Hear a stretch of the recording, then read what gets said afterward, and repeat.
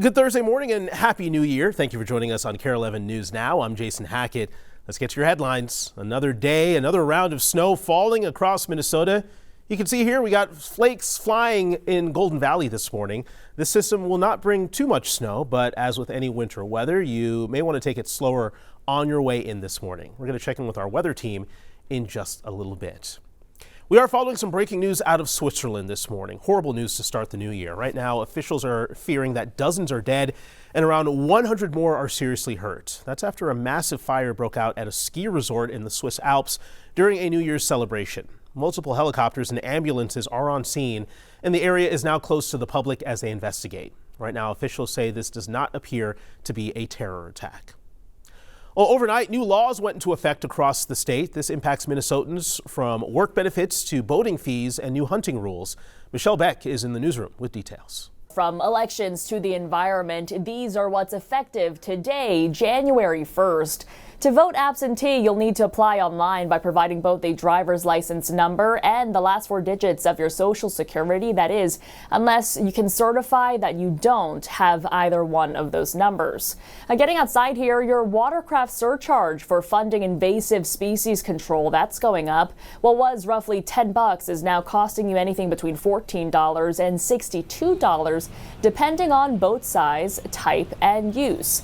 And no more shotgun zone. Before today, deer hunters could only use certain firearms in the southern part of the state, but now deer hunters can use all legal firearms anywhere in Minnesota during the season. There is one other item to note, and it protects vulnerable adults. You can now ask the court to stop someone from financially exploiting them. Back to you. Michelle, thank you. While you were sleeping, Affordable Care Act subsidies for millions of Americans officially expired, spiking premiums overnight. Congress let the subsidies expire after ending the legislative session without taking up the issue, which triggered the longest shutdown in government history without action. Healthcare advocates worry many will just get rid of their insurance entirely instead of paying more. One man told us his premiums will jump about 15%. It's a lot bigger than my car payment. It's between my car payment and rent. And it's getting closer and closer to the rent. Now, the House is set to vote next week on extending these subsidies for 3 years, but it likely won't pass the Senate. This morning, frustration is growing after the Trump administration said it is freezing federal child care payments to Minnesota. That's after a YouTube video went viral alleging fraud. Now providers are sounding off, saying it will impact thousands of families in need. You cannot blame an entire community or an entire group of service providers for a clip that is looking for fame. A coalition of child care providers and families spoke out at the state capitol yesterday. They specifically called out GOP House Speaker Lisa Demuth, criticizing the party for helping Nick Shirley, the YouTuber behind the video. We have yet to receive a response. Now, in the wake of that video, several daycares are reporting malicious messages and copycats. One Minneapolis daycare says a group broke in and stole confidential records. Laura Goose is looking into those claims. They spent a couple of hours trying to break in. A small hole in the utility room stemming from a larger hole in the exterior brick wall. The apparent entry point for a perplexing break-in reported at a South Minneapolis daycare. This is frightening and exhausting. Surveillance video outside Nokomis Daycare Center captured a blurry, shadowy figure at around 3 a.m. Tuesday near the spot where the brick wall was cut through. The next-door Family Dollar also shows evidence of an attempted break-in at 2 spots. And the daycare reported theft of its records, including parent information and racist threats. We've been receiving hateful messages through our voice notes threatening us. They're getting calls by the dozens. Attorney Jason Stack represents several Somali clients who he says have forwarded him dozens of threatening voicemails like this one. You fraudulent pieces of get the out of my country, because we're coming for you. You really scary stuff. In addition, this video from a different Twin Cities daycare surveillance camera showing a group of men banging on the door, eventually leaving when the owner told them she was calling police.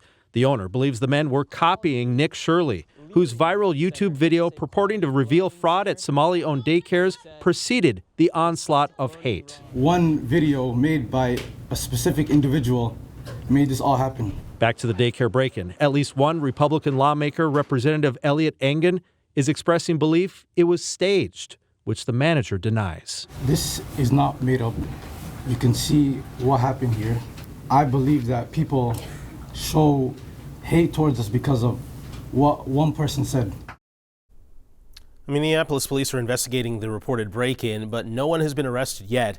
We also reached out to Representative Engen about his tweet. He says he stands by it, arguing he doesn't know many burglaries in the night, searching for client documents.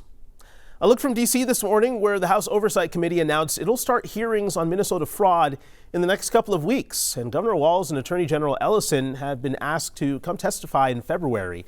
The chair of that committee, Republican James Comer, said, quote, Governor Tim Walz and Attorney General Keith Ellison have either been asleep at the wheel or complicit in a massive fraud involving taxpayer dollars in Minnesota's social services programs. Investigative reporter AJ Legault is heading to Washington for those hearings. He'll be reporting the findings for us live starting on January 6th and on the 7th, the day the hearings are being held. New this morning, some tariffs on goods coming into the U.S. are getting postponed until 2027. President Trump pushing back tariffs on upholstered furniture, kitchen cabinets, and vanities just hours before they were set to go into effect. And the White House didn't say exactly why, but did indicate negotiations with trade partners are ongoing. Most imported furniture comes from China and Vietnam. The tariff on cabinets was scheduled to hit 50%, while upholstered furniture would have reached 30%. Tariffs on both items have been at 25% since September.